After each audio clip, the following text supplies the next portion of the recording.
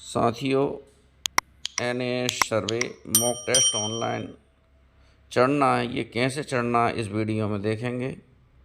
Video देखने से पहले इस चैनल को सब्सक्राइब ज़रूर करें ताकि इस तरह की जानकारी आपके पास समय पर पहुंचती रहे। आगे देखते हैं। मॉक टेस्ट को चढ़ाने के संबंध में महत्वपूर्ण आदेश आया है। जिला परियोजना समन्वयक संस्था को NAS readiness module mock test आयोजन पश्चात परिणामों को प्रविष्ट हेतु निर्मित प्रणाली।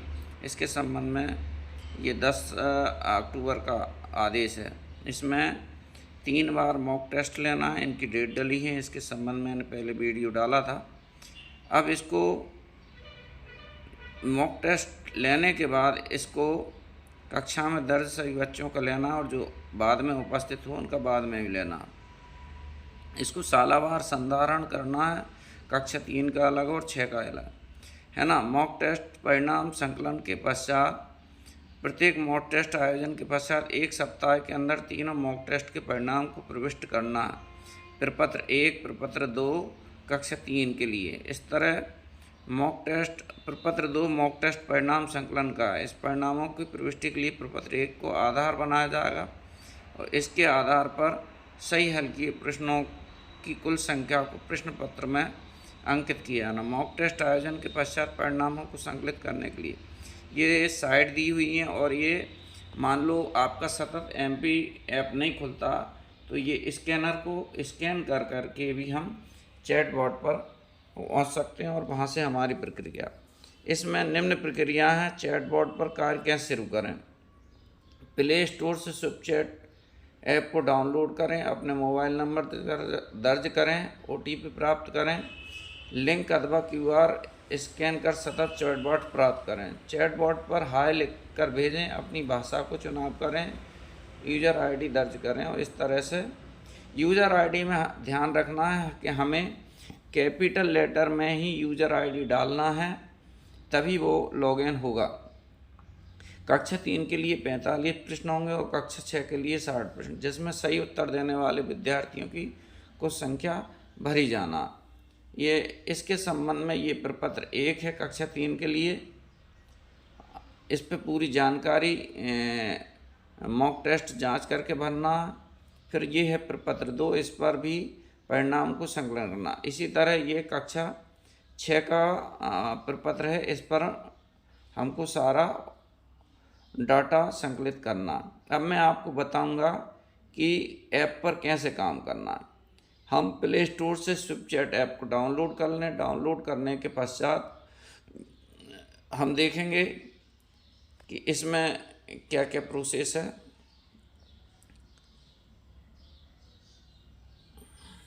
भाषा चुन लें और फिर कंटिन्यू करें।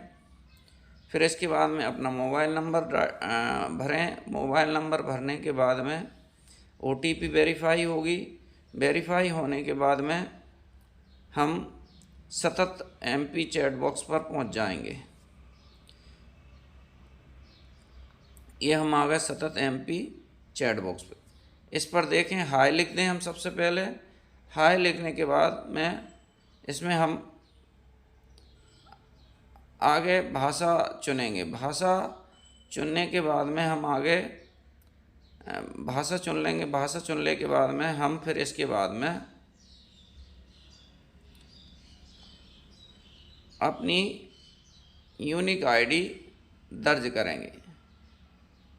यूनिक ID कैपिटल लेटर में दर्ज करना है। कैपिटल लेटर में दर्ज करने के बाद में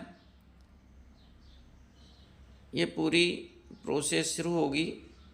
इसके बाद में अपना यूनिक ID को वेरीफाई कर देंगे। वेरीफाई करने के बाद में अपना डाइज कोड डाल देंगे साला का।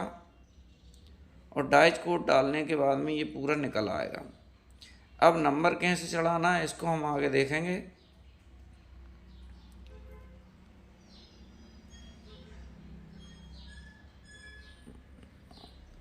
इसमें हमें सर्वे ID डालना। तो सर्वे ID में इसमें दिखाया है कि सर्वे ID कौन सी होती है। सर्वे ID होती है नेस मॉक टेस्ट। पहला है तो फर्स्ट और दूसरा है तो सेकंड। इस तरह से हम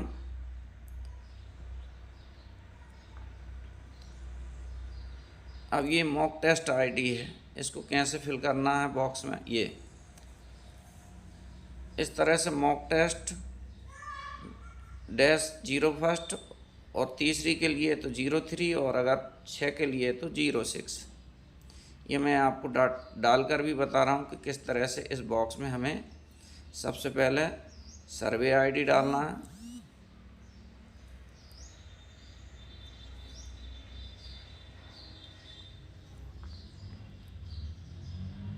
सर्वे आईडी डालने के बाद हम आगे बढ़ जाएंगे। आगे बढ़ने के बाद डाइज कोड डालेंगे, शाला का डाइज कोड।